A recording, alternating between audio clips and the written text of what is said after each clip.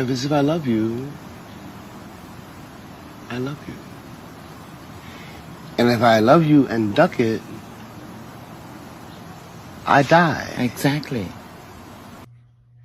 I'm not naive. I'm healing. I'm not naive. I'm healing. This morning I meditated and immediately I heard, I'm not naive, I'm healing. And it took me down the spiral of thinking about all of the times that I was called naive for showing up in my authenticity.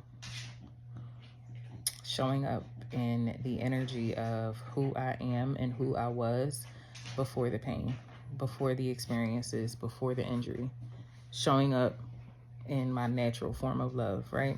Exactly. But you see, out of that, I think, is, for me, I see the nature of love.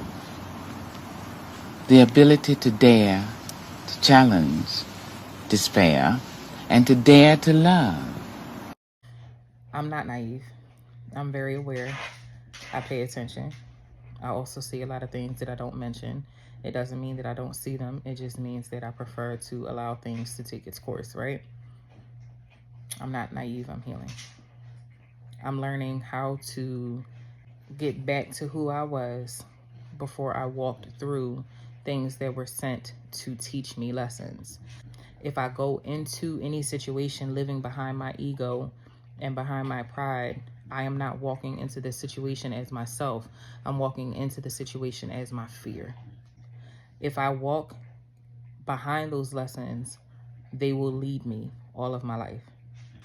That means I'm going to go into every situation expecting the same experiences that I have already experienced. I don't want to live that way. I want to live in my authenticity. I am not going to experience the situation the way that I should be experiencing it because I'm not giving my 100% authentic energy to it. Therefore, I'm not going to be able to receive a 100% genuine, authentic energy from it. You 9 times out of 10 prayed and said, Lord, I just want somebody that's going to do right by me. I just want somebody that's going to be honest. I just want somebody that's going to be integral. I just want somebody that's going to be fair. I just want somebody that's going to be XYZ. And then that person comes, but instead of you receiving them, you release them because of what somebody else did, which means you're not even releasing what already left. You're holding on to what already left and then making judgments about what's coming in based off of what already left. You're going to be looking at them with scrutinizing eyes and out of skepticism because you are wondering if you can trust them. And then when they are being 100% authentic, you don't want to believe it and you don't want to trust it because of the things that you've experienced. So now you paint this person out to be someone with ulterior motives or someone that has like bad intentions for you, when no, this is someone that is 100% authentic.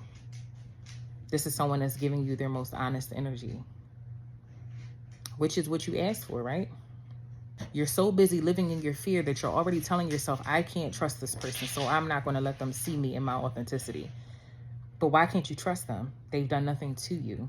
You're not trusting them because of something someone else did, an experience that you experienced prior to them. So you're making them responsible for the crime that someone else paid.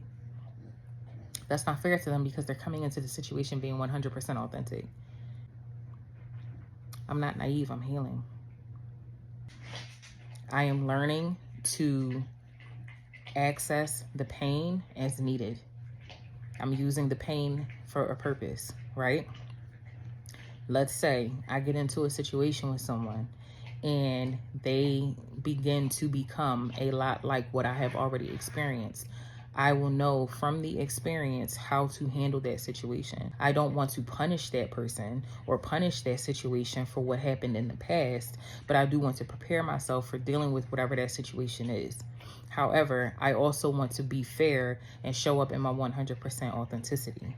A lot of times we show up in the fear, we show up in the experience of who we became after whatever it was that we experienced, and not realizing that we are now taking that on as our personality. We're taking that on as who we are, and that's not who we are. That's just something that came to teach us a lesson. So again, me showing up in my authenticity does not mean that I am naive. It means that I am healing. It means that I'm giving 100% of myself and I'm allowing myself to be seen for who I am, not for what I went through. for who I am, not for what I went through. Because I'm not naive. I'm healing. I'm not naive. I'm healing. I'm fully aware of the games. I'm fully aware of the nonsense.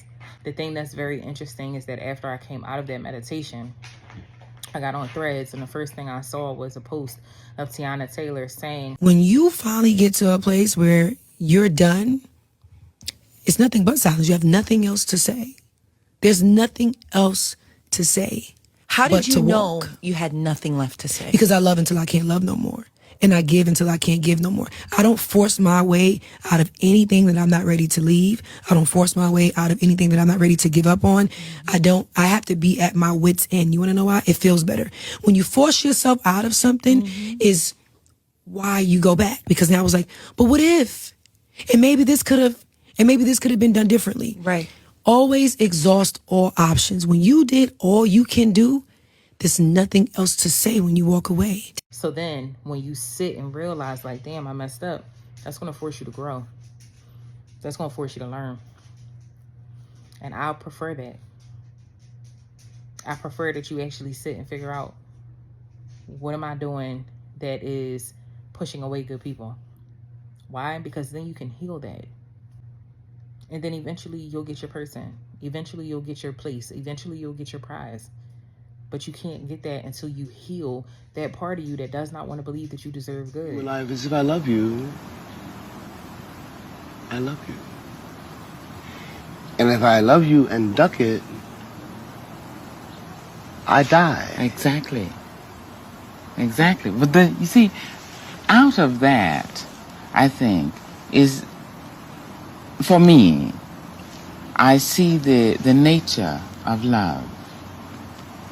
The ability to dare, to challenge despair, and to dare to love.